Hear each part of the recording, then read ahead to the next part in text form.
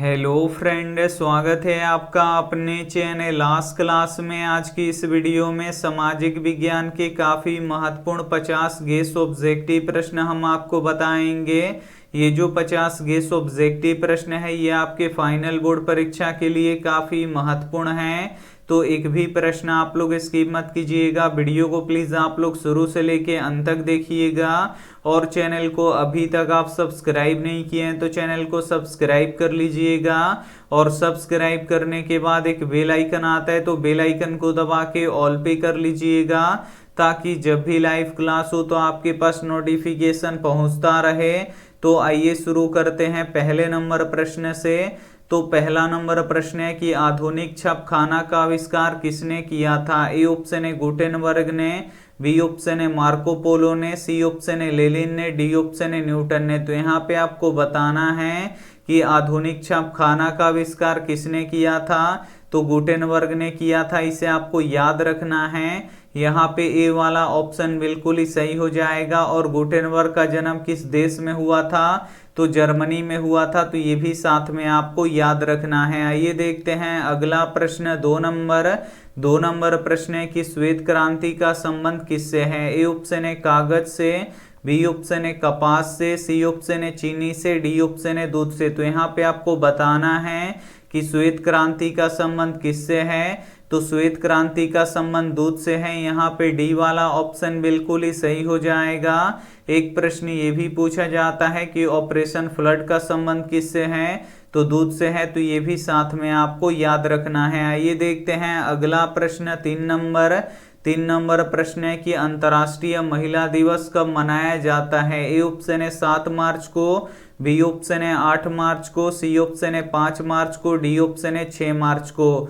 तो यहाँ पे आपको बताना है कि अंतर्राष्ट्रीय महिला दिवस कब मनाया जाता है। तो अंतर्राष्ट्रीय महिला दिवस 8 मार्च को मनाया जाता है, इसे आपको याद रखना है। यहाँ पे बी वाला ऑप्शन बिल्कुल ही सही हो जाएगा। आइए देखते हैं अगला प्रश्न, 4 नंबर प्रश्न है कि भारत में अब कितने राज्य हैं। ए ऑप्शन है 28, बी ऑप्शन है 12, सी ऑप्शन है 29, डी ऑप्शन है 27। तो यहाँ पे आपको बताना है कि भारत में अब कितने राज्य हैं। तो भारत में अब 28 राज्य हैं, इसे आपको याद रखना है। काफी महत्वपूर्ण प्रश्न है। यहाँ पे ए वाला ऑप्शन बिल्कुल ही सही हो जाएगा। आइए देखते हैं अगला प्रश्न, 5 नंबर प्रश्न है कि निम्न में से कौन से राज्य में लौह उत्पादन सबसे अधिक होता है। ए ऑप्शन है कर्नाटक में, बी ऑप्शन है गोवा में, सी ऑप्शन है उड़ीसा में, डी ऑप्शन है झारखंड में। तो यहाँ पे आपको बताना है कि निम्न में से कौन से राज्य में लौह उत्पादन सबसे अधिक होता है।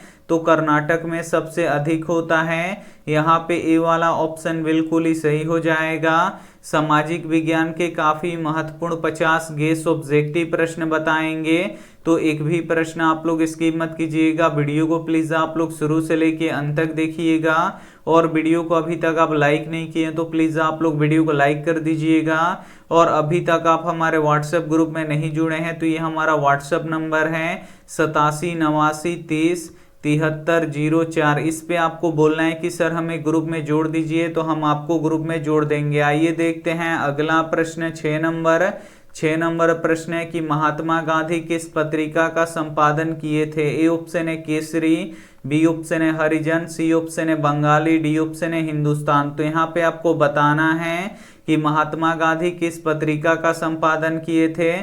तो हरिजन पत्रिका का संपादन किए थे, इसे आपको याद रखना है। यहाँ पे बी वाला ऑप्शन बिल्कुल ही सही हो जाएगा। आइए देखते हैं अगला प्रश्न, 7 नंबर प्रश्न है कि नेपाल की मुद्रा क्या है। ए ऑप्शन है टका, बी ऑप्शन है रुपया, सी ऑप्शन है डॉलर, डी ऑप्शन है पौंड। तो यहाँ पे आपको बताना है कि नेपाल की मुद्रा क्या है। तो नेपाल की मुद्रा रुपया है, इसे आपको याद रखना है। यहाँ पे बी वाला ऑप्शन बिल्कुल ही सही हो जाएगा। और टाका किस देश की मुद्रा है, तो बांग्लादेश की मुद्रा है। तो ये भी साथ में आपको याद रखना है। आइए देखते हैं अगला प्रश्न, 8 नंबर प्रश्न है कि निम्न में से किसको प्राथमिक क्षेत्र कहा जाता है। ए ऑप्शन है सेवा क्षेत्र को, बी ऑप्शन है कृषि क्षेत्र को, सी ऑप्शन है औद्योगिक क्षेत्र को, डी ऑप्शन है इनमें से सभी को। तो यहाँ पे आपको बताना है कि निम्न में से किसको प्राथमिक क्षेत्र कहा जाता है। तो कृषि क्षेत्र को प्राथमिक क्षेत्र कहा जाता है, यहाँ पे बी वाला ऑप्शन बिल्कुल ही सही हो जाएगा। और औद्योगिक क्षेत्र को द्वितीय क्षेत्र कहा जाता है, इसे आपको याद रखना है। और सेवा क्षेत्र को तृतीय क्षेत्र कहा जाता है, तो ये भी साथ में आपको याद रखना है। आइए देखते हैं अगला प्रश्न 9 नंबर प्रश्न है कि the history of the loss of Vietnam के लेखक हैं। ए ऑप्शन है गैरीबाल्डी, बी ऑप्शन है फान बोई चाओ, सी ऑप्शन है हिटलर, डी ऑप्शन है मेजनी। तो यहाँ पे आपको बताना है कि the history of the loss of Vietnam के लेखक कौन है, तो फान बोई चाओ है, इसे आपको याद रखना है। यहाँ पे बी वाला ऑप्शन बिल्कुल ही सही हो जाएगा। आइए देखते हैं अगला प्रश्न 10 नंबर प्रश्न है कि भाखड़ा नांगल परियोजना किस नदी पर स्थित है। ए ऑप्शन है नर्मदा नदी पर, बी ऑप्शन है झेलम नदी पर, सी ऑप्शन है सतलज नदी पर, डी ऑप्शन है गंगा नदी पर। तो यहाँ पे आपको बताना है कि भाखड़ा नांगल परियोजना किस नदी पर स्थित है, तो ये सतलज नदी पर स्थित है, इसे आपको याद रखना है। यहाँ पे सी वाला ऑप्शन बिल्कुल ही सही हो जाएगा। और सरदार सरोवर बांध किस नदी पर स्थित है, तो ये नर्मदा नदी पर स्थित है, तो ये भी साथ में आपको याद रखना है। आइए देखते हैं अगला प्रश्न 11 नंबर प्रश्न है कि सिखों के 10वें गुरु गुरु गोविंद सिंह का जन्म बिहार के किस नगर में हुआ था। ए ऑप्शन है मुंगेर में, बी ऑप्शन है खगड़िया में, सी ऑप्शन है पटना में, डी ऑप्शन है भागलपुर में। तो यहाँ पे आपको बताना है कि सिखों के 10वें गुरु गुरु गोविंद सिंह का जन्म बिहार के किस नगर में हुआ था, तो पटना नगर में हुआ था, इसे आपको याद रखना है। यहाँ पे सी वाला ऑप्शन बिल्कुल ही सही हो जाएगा। और सिखों के पहले गुरु कौन थे, तो गुरु नानक देव थे, तो ये भी साथ में आपको याद रखना है। आइए देखते हैं अगला प्रश्न 12 नंबर प्रश्न है कि भारत एक राष्ट्र है। ए ऑप्शन है विकसित, बी ऑप्शन है विकासशील, सी ऑप्शन है पिछड़ा, डी ऑप्शन है अत्यंत पिछड़ा। तो यहाँ पे आपको बताना है कि भारत एक राष्ट्र है, तो भारत एक विकासशील राष्ट्र है, इसे आपको याद रखना है। यहाँ पे बी वाला ऑप्शन बिल्कुल ही सही हो जाएगा। आइए देखते हैं अगला प्रश्न 13 नंबर प्रश्न है कि पंचायती राज की शुरुआत किस राज्य से हुई थी। ए ऑप्शन है बिहार से, बी ऑप्शन है हरियाणा से, सी ऑप्शन है राजस्थान से, डी ऑप्शन है उत्तर प्रदेश से। तो यहाँ पे आपको बताना है कि पंचायती राज्य की शुरुआत किस राज्य से हुई थी, तो पंचायती राज्य की शुरुआत राजस्थान से हुआ था, इसे आपको याद रखना है।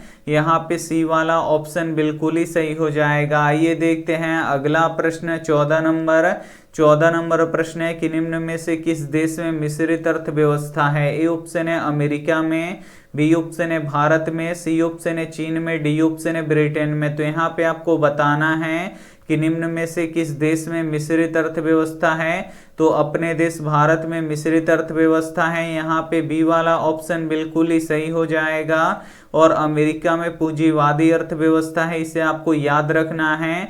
और चीन में साम्यवादी अर्थव्यवस्था है, तो ये भी साथ में आपको याद रखना है। आइए देखते हैं अगला प्रश्न 15 नंबर प्रश्न है कि धन निकासी का सिद्धांत किसने दिया था। ए ऑप्शन है फिरोज शाह ने, बी ऑप्शन है दादा भाई नौरोजी ने, सी ऑप्शन है महात्मा गांधी ने, डी ऑप्शन है तिलक ने। तो यहाँ पे आपको बताना है कि धन निकासी का सिद्धांत किसने दिया था, तो दादा भाई नौरोजी ने दिया था, इसे आपको याद रखना है। यहाँ पे बी वाला ऑप्शन बिल्कुल ही सही हो जाएगा। आइए देखते हैं अगला प्रश्न 16 नंबर प्रश्न है कि नर्मदा बचाओ आंदोलन में नर्मदा क्या है। ए ऑप्शन है तालाब, बी ऑप्शन है नदी, सी ऑप्शन है समुद्र, डी ऑप्शन है पेड़। तो यहाँ पे आपको बताना है कि नर्मदा बचाओ आंदोलन में नर्मदा क्या है, तो नर्मदा नदी है, इसे आपको याद रखना है। यहाँ पे बी वाला ऑप्शन बिल्कुल ही सही हो जाएगा। और नर्मदा बचाओ आंदोलन किसने चलाया था, तो मेधा पाटेकर ने चलाया था, तो ये भी साथ में आपको याद रखना है। आइए देखते हैं अगला प्रश्न 17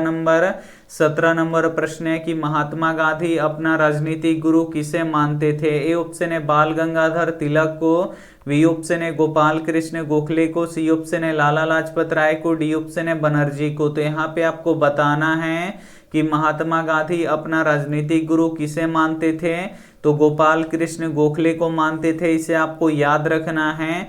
यहाँ पे बी वाला ऑप्शन बिल्कुल ही सही हो जाएगा। और महात्मा गांधी दक्षिण अफ्रीका से भारत कब आए, तो 1915 ईस्वी में आए, तो ये भी साथ में आपको याद रखना है। आइए देखते हैं अगला प्रश्न 18 नंबर प्रश्न है कि भारत में सांसद बनने के लिए न्यूनतम आयु कितना है। ए ऑप्शन है 18 वर्ष, बी ऑप्शन है 20 वर्ष, सी ऑप्शन है 12 वर्ष, डी ऑप्शन है 25 वर्ष। तो यहाँ पे आपको बताना है कि भारत में सांसद बनने के लिए न्यूनतम आयु कितना है, तो 25 वर्ष है, इसे आपको याद रखना है। यहाँ पे डी वाला ऑप्शन बिल्कुल ही सही हो जाएगा। और भारत में विधायक और मुखिया बनने का उम्र कितना है, तो 18 वर्ष है, तो ये भी साथ में आपको याद रखना है। आइए देखते हैं अगला प्रश्न 19 नंबर प्रश्न है कि भारतीय राष्ट्रीय कांग्रेस का स्थापना कब हुआ था। ए ऑप्शन है 1885 में, बी ऑप्शन है 1890 में, सी ऑप्शन है 1895 में, डी ऑप्शन है 1900 में।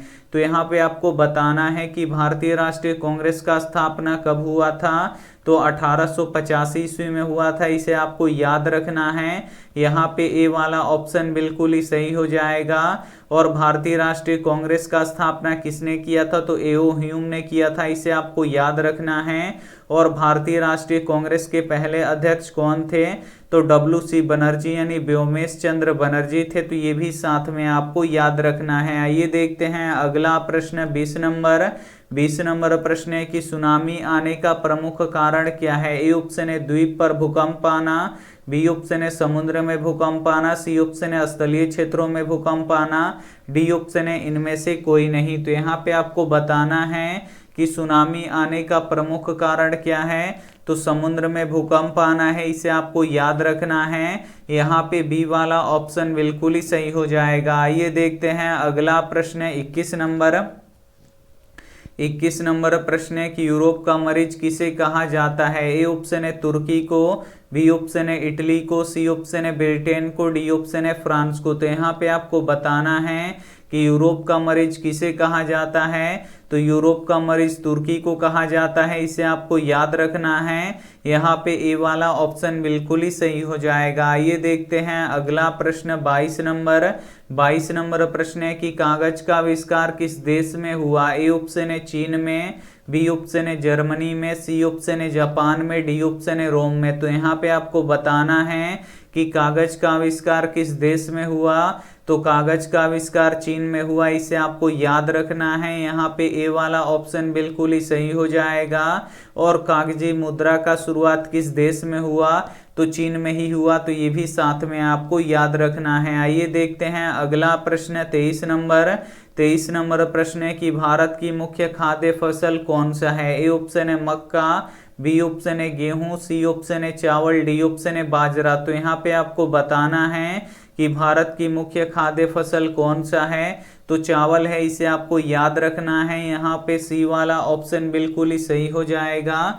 और चावल कौन सी फसल है, तो खरीफ फसल है, इसे आपको याद रखना है। और चावल किस राज्य में सबसे अधिक होता है, तो पश्चिम बंगाल में सबसे अधिक होता है, तो ये भी साथ में आपको याद रखना है। आइए देखते हैं अगला प्रश्न 24 नंबर प्रश्न है कि प्लास्टिक मुद्रा का एक उदाहरण है। ए ऑप्शन है चेक, बी ऑप्शन है बैंक ड्राफ्ट, सी ऑप्शन है एटीएम कार्ड, डी ऑप्शन है मिश्रित मुद्रा। तो यहाँ पे आपको बताना है कि प्लास्टिक मुद्रा का एक उदाहरण है, तो प्लास्टिक मुद्रा का एक उदाहरण एटीएम कार्ड है, इसे आपको याद रखना है।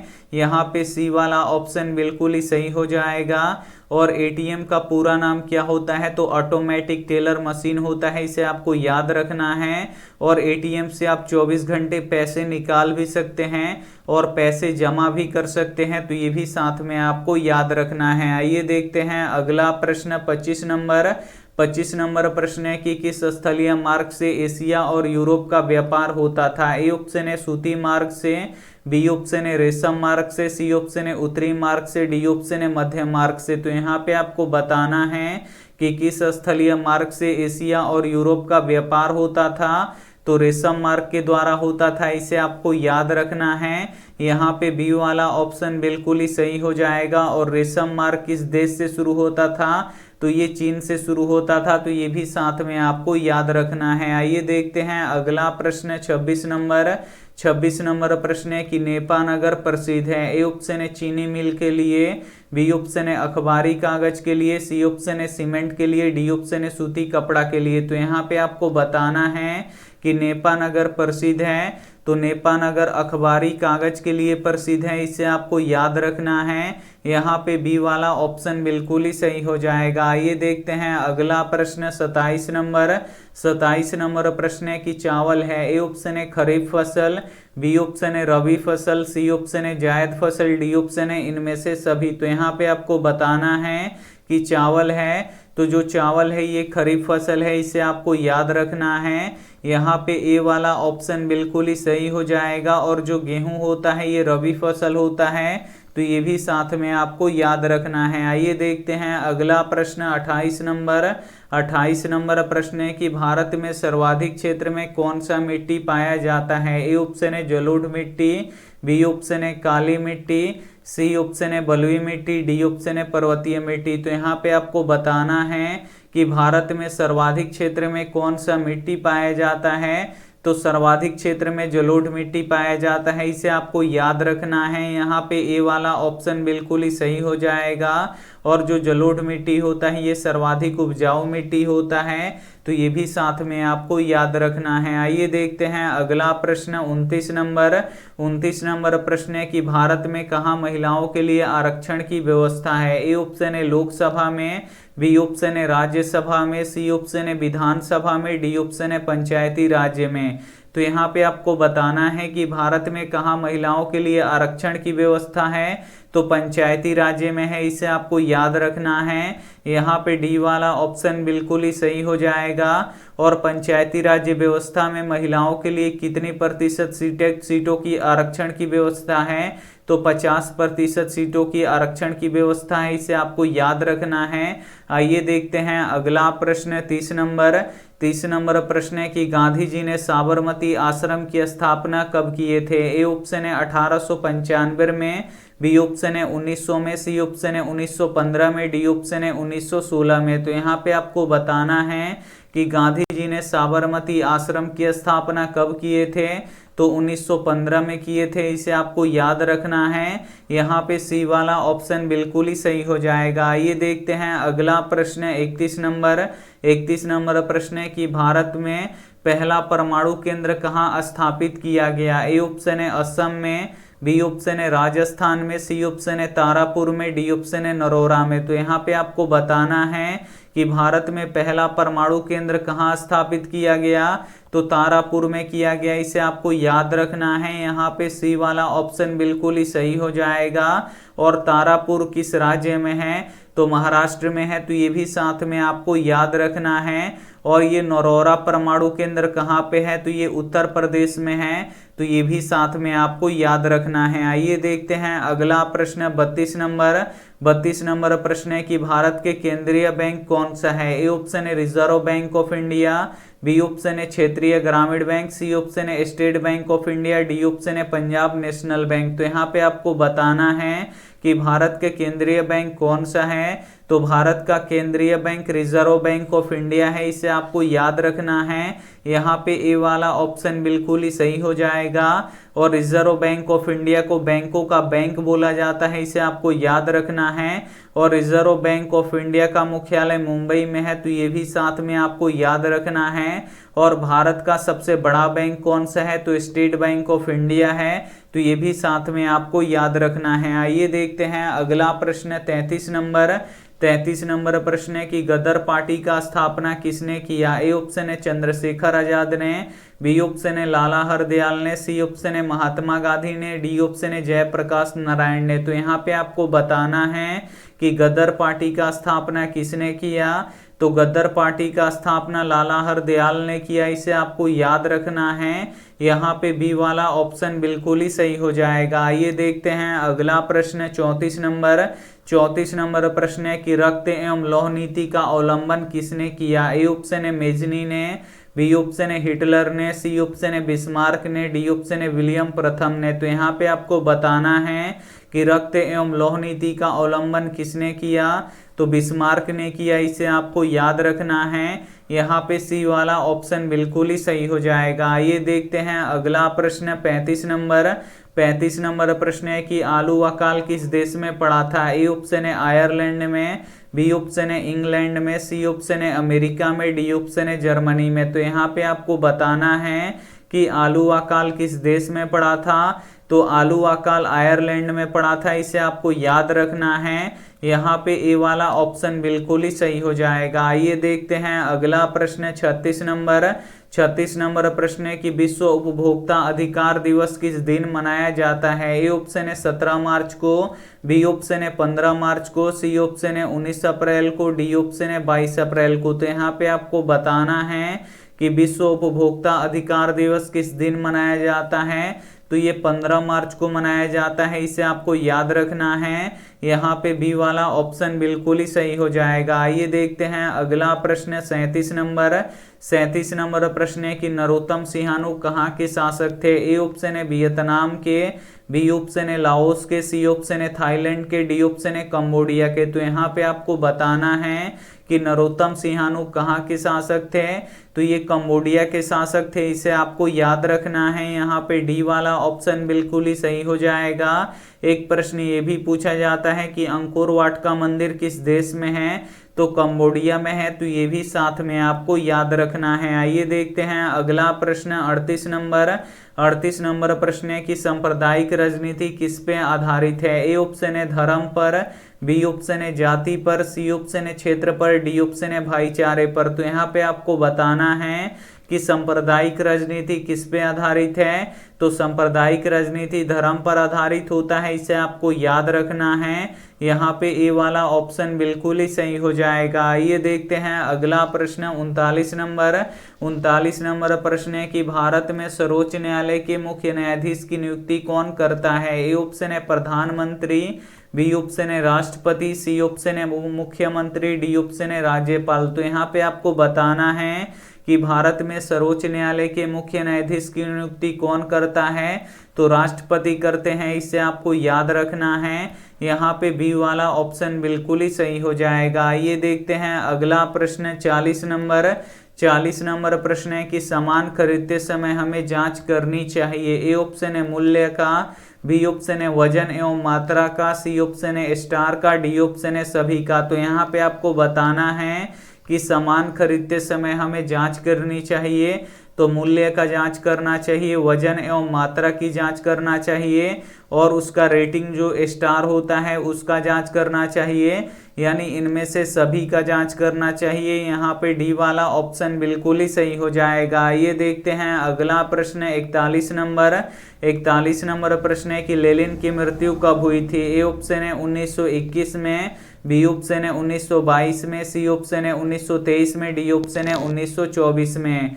तो यहाँ पे आपको बताना है कि लेनिन की मृत्यु कब हुई थी। तो लेनिन की मृत्यु 1924 ईस्वी में हुई थी, इसे आपको याद रखना है। यहाँ पे डी वाला ऑप्शन बिल्कुल ही सही हो जाएगा। ये देखते हैं अगला प्रश्न 42 नंबर।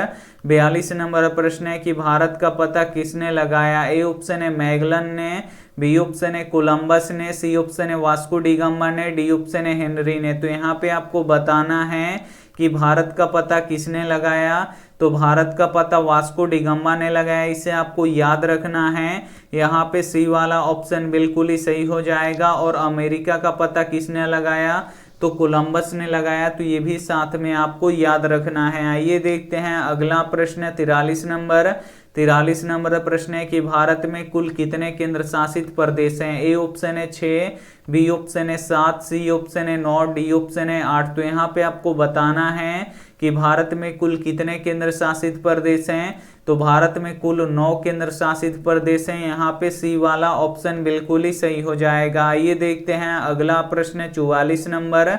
44 नंबर प्रश्न है कि जनेवा समझौता कब हुआ था। ए ऑप्शन है 1954 में, बी ऑप्शन है 1956 में, सी ऑप्शन है 1960 में, डी ऑप्शन है 1946 में। तो यहाँ पे आपको बताना है कि जनेवा समझौता कब हुआ था, तो जनेवा समझौता 1954 में हुआ था। यहाँ पे ए वाला ऑप्शन बिल्कुल ही सही हो जाएगा। ये देखते हैं अगला प्रश्न 45 नंबर प्रश्न है कि गांधी जी को महात्मा की उपाधि किसने दिया था। ए ऑप्शन है मोतीलाल नेहरू ने, बी ऑप्शन है लाला लाजपत राय ने, सी ऑप्शन है रविंद्रनाथ टैगोर ने, डी ऑप्शन है गोपाल कृष्ण गोखले ने। तो यहाँ पे आपको बताना है कि गांधी जी को महात्मा की उपाधि किसने दिया था, तो रविंद्रनाथ टैगोर जी ने दिया था। इसे आपको याद रखना है। यहाँ पे सी वाला ऑप्शन बिल्कुल ही सही हो जाएगा। ये देखते हैं अगला प्रश्न 46 नंबर प्रश्न है कि टीपू सुल्तान कहाँ के शासक थे। ए ऑप्शन है मैसूर के,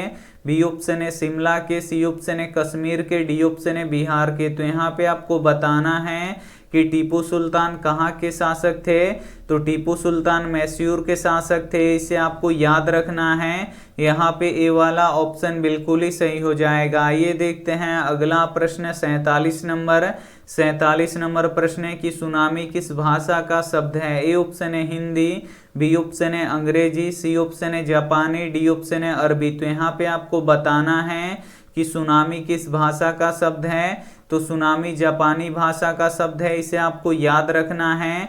यहाँ पे सी वाला ऑप्शन बिल्कुल ही सही हो जाएगा। ये देखते हैं अगला प्रश्न 48 नंबर प्रश्न है कि फॉरवर्ड ब्लॉक की स्थापना किसने किया। ए ऑप्शन है जवाहरलाल नेहरू ने, बी ऑप्शन है सुभाष चंद्र बोस ने, सी ऑप्शन है रविंद्रनाथ ने, डी ऑप्शन है एनी बेसेंट ने। तो यहाँ पे आपको बताना है कि फॉरवर्ड ब्लॉक की स्थापना किसने किया, तो फॉरवर्ड ब्लॉक का स्थापना सुभाष चंद्र बोस ने किया। इसे आपको याद रखना है।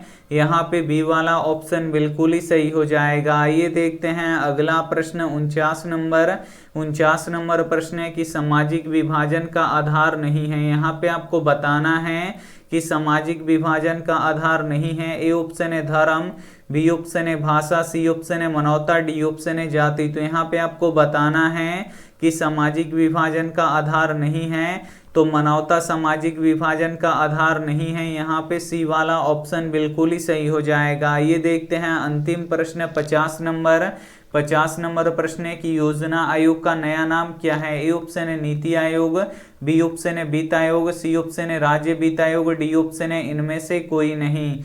तो यहाँ पे आपको बताना है कि योजना आयोग का नया नाम क्या है, तो योजना आयोग का नया नाम नीति आयोग है। इसे आपको याद रखना है। यहाँ पे ए वाला ऑप्शन बिल्कुल ही सही हो जाएगा। यहाँ पे 50 गेस ऑब्जेक्टिव प्रश्न हम आपको बता चुके हैं। तो इसमें से जो भी प्रश्न आपको याद ना हो तो प्लीज आप लोग उसे नोटबुक पे लिख के जरूर याद कर लीजिएगा। और अभी तक आप हमारे व्हाट्सएप ग्रुप में नहीं जुड़े हैं तो जुड़ जाइए। ये हमारा व्हाट्सएप नंबर है 8789307304। इस पे आपको बोलना है कि सर हमें ग्रुप में जोड़ दीजिए, तो हम आपको ग्रुप में जोड़ देंगे। अगर आप लोग ग्रुप में जुड़ जाइएगा तो क्लास का आपको लिंक मिलेगा और उसके बाद आप लोग फ्री में ऑनलाइन टेस्ट दे सकते हैं। फ्री में आपको पीडीएफ मिलेगा, आप लोग फ्री में पीडीएफ डाउनलोड कर सकते हैं। तो आप लोग व्हाट्सएप ग्रुप में जरूर जुड़िए। और ये रहा आपके लिए होमवर्क प्रश्न। इसका जवाब आपको कमेंट बॉक्स में देना है कि अंतर्राष्ट्रीय मजदूर दिवस किस दिन मनाया जाता है। ए ऑप्शन है 1 मई को, बी ऑप्शन है 5 मई को, सी ऑप्शन है 10 मई को, डी ऑप्शन है 15 मई को। तो जो भी ऑप्शन आपको सही लगे वो आप हमें कमेंट करके जरूर बताइएगा। और वीडियो को अभी तक आप लाइक नहीं किए हैं तो प्लीज़ आप लोग वीडियो को लाइक कीजिए, अपने दोस्तों के पास इस वीडियो को जरूर शेयर कीजिए। और चैनल को अभी तक आप सब्सक्राइब नहीं किए हैं तो चैनल को सब्सक्राइब कीजिए। Thank you for watching. मिलते हैं अगले वीडियो में, तब तक अपना ध्यान रखिए, मन लगा के पढ़ाई कीजिए। Take care and bye.